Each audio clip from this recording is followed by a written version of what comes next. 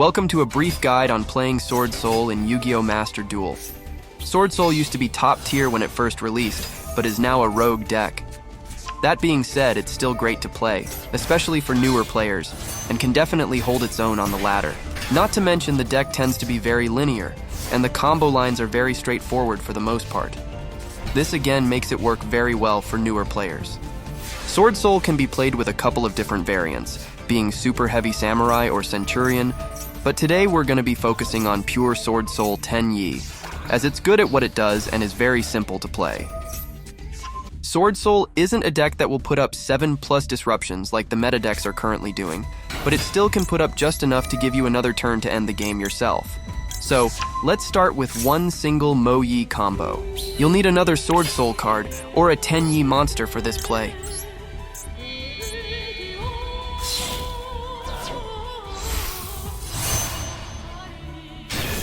Here you'll want to activate the Grandmaster first, with Mo-Yi after. This will chain link block your synchro from getting negated by something like Ash Blossom or Apollo USA.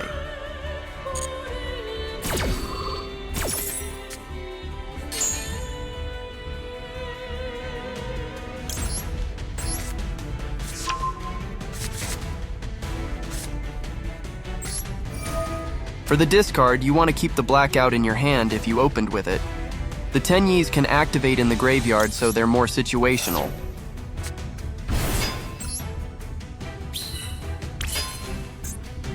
Your choice of level 10 Synchro is up to your preference. Baron is an Omni Negate, but I prefer the Sinister Sovereign, as he can be 2 disruptions in one.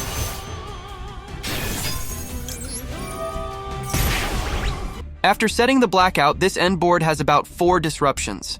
Grandmaster is a monster negate, Sinister Sovereign is a monster banish upon special summon, and a back row banish upon activation. And the blackout will destroy one of your monsters to destroy 2 cards your opponent controls. Swordsoul Emergence is one of your searchers. Think of this as an additional copy of your combo starter.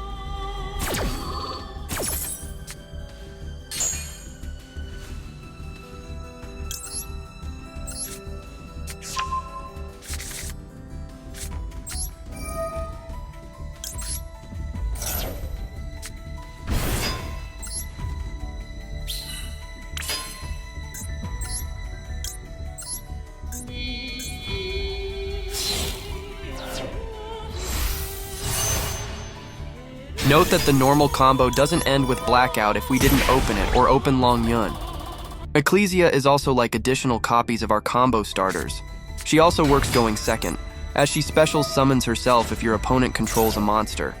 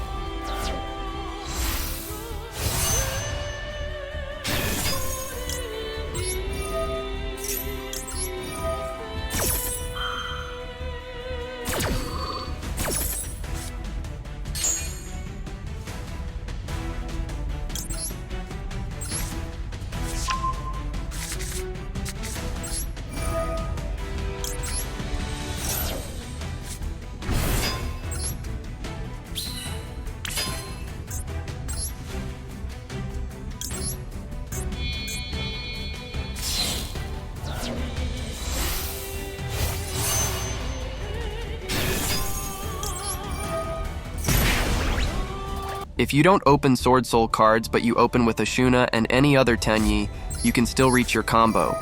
Do note, if you open with Adhara, you'll want to special summon Vishuddha from the deck with Ashuna. If you open Vishuddha, you'll want to special summon Adhara instead. Also, you need to special summon the Tenyi from the hand before activating Ashuna in the graveyard. You won't be able to special summon the Tenyi in the hand otherwise, as you cannot control any effect monsters to summon them this way.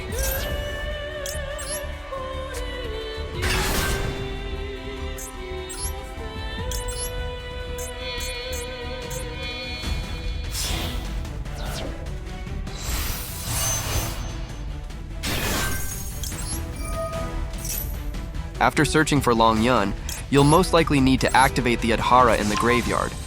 This will return the banished Ashuna to your hand, so you'll have a suitable card to discard, allowing you to activate and summon Long Yun.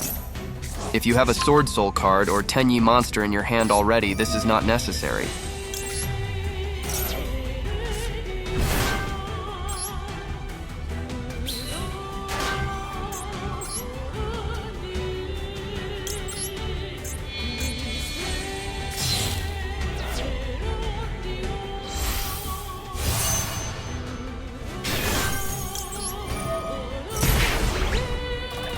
I quickly want to point out, it may also be worth it to summon Long Yun first if you open it and plan on going into the Sinister Sovereign.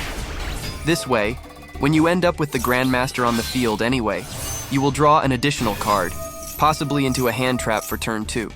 You could also synchro into Baron, as this will be able to protect you from Nibiru or anything else. If you open up Moyi and Long Yun, you can add in an extra piece to the end of your combo. Also, you'll need the Swordsoul Taya or a Tenyi monster for this. A Swordsoul spell or trap won't work here.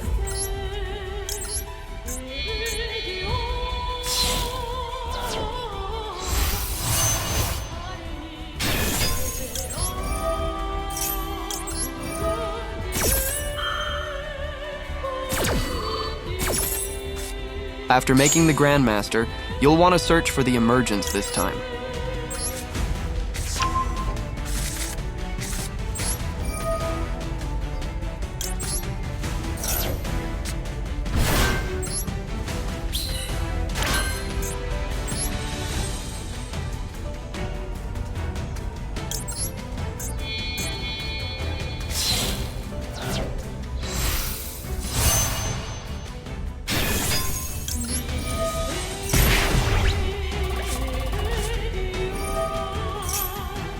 After making your level 10 Synchro, you'll want to search for the Protos. You need to banish the 3 monsters in your graveyard, as they needed to be different attributes. Protos is a very good card that can win games on its own by locking the opponent out of special summoning one attribute on the field, which will usually be Dark. If going first, this is especially good against Yubel. While going second in Yu-Gi-Oh! Is difficult, Swordsoul does this better than some other decks. We can start with the Emergence, but this time, we're searching Taya. To synchro using Taya, we need to have a Swordsoul card or Tenyi monster in the graveyard to summon our token. And now, instead of summoning Grandmaster, we're going to summon Baxia.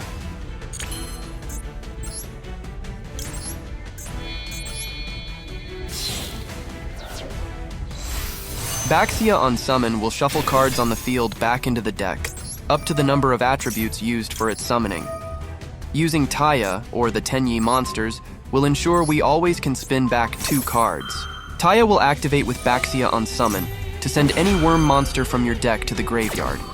The chain link order is dependent on what you want to block from being negated.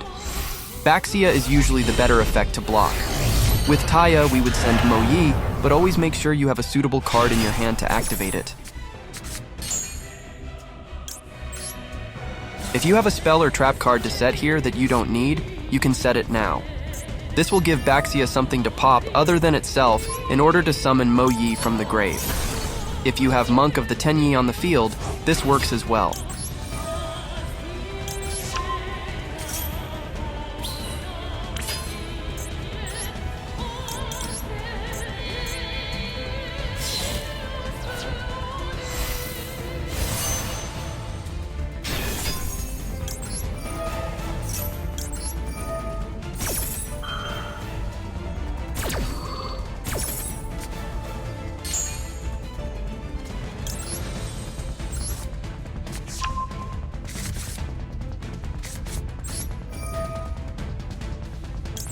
For the level 10 Synchro, here is where Baron is good, or Chengying if you have a way to banish a card. The Tenyis are good for this, as they banish to activate if a non-effect monster is on the field. This will trigger Chengying to banish one card on the opponent's field and in their grave, without targeting. Baron can pop one card on the field, but also serves as an Omni-Negate if needed. Any Tenyi monster plus Taya will be able to do the same going second combo.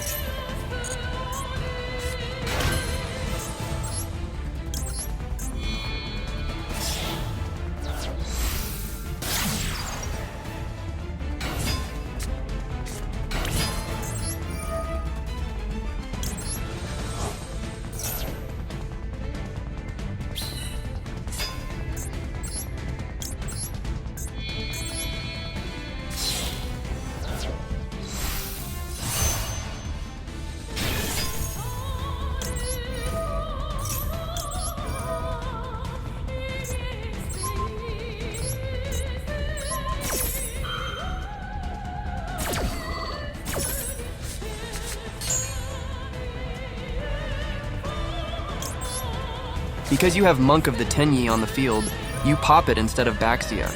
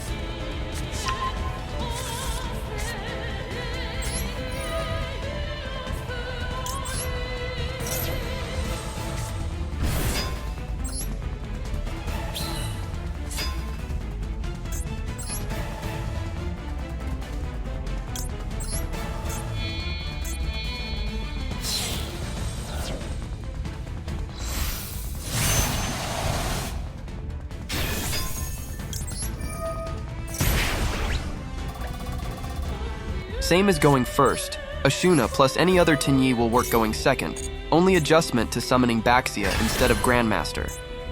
With this, you can also use Adhara to return the banished Ashuna to the hand, so you can activate Mo Yi.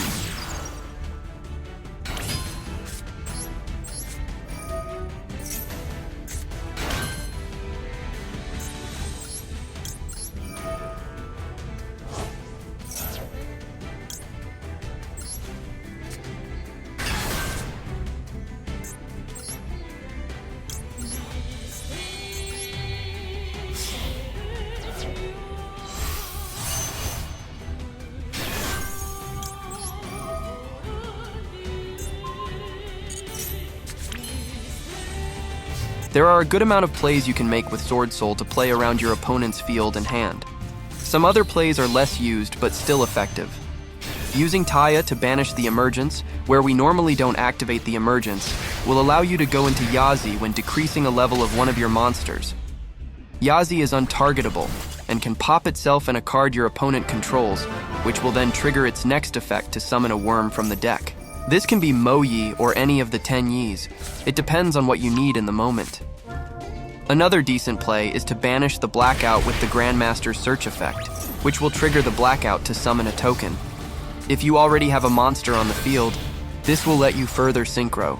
Some people play the Sthana Tenyi, as it triggers when Monk of the Tenyi is destroyed, to resummon it and destroy one monster your opponent controls, non-targeting. I personally don't play it, as it takes up a deck slot I feel like I don't need.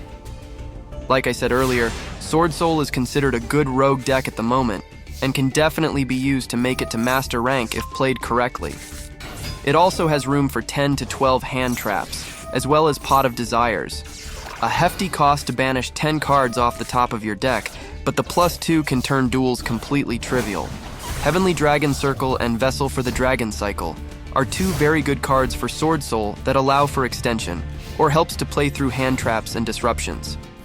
I also want to point out that Swordsoul is super cheap, as it has its own structure deck that you can get for free by entering someone's campaign code. Mine is on the screen if you need one, and in the description. Also, the Tenyi cards are all normal or rare, barring the Draco Berserker Tenyi Synchro and Vessel of the Dragon Cycle. I would definitely give Swordsoul a try if you're looking for a cheap deck that can perform relatively well into the higher ranks. If you do try it out, let me know how you like it in the comments. Until then, I'll see you guys in the next video.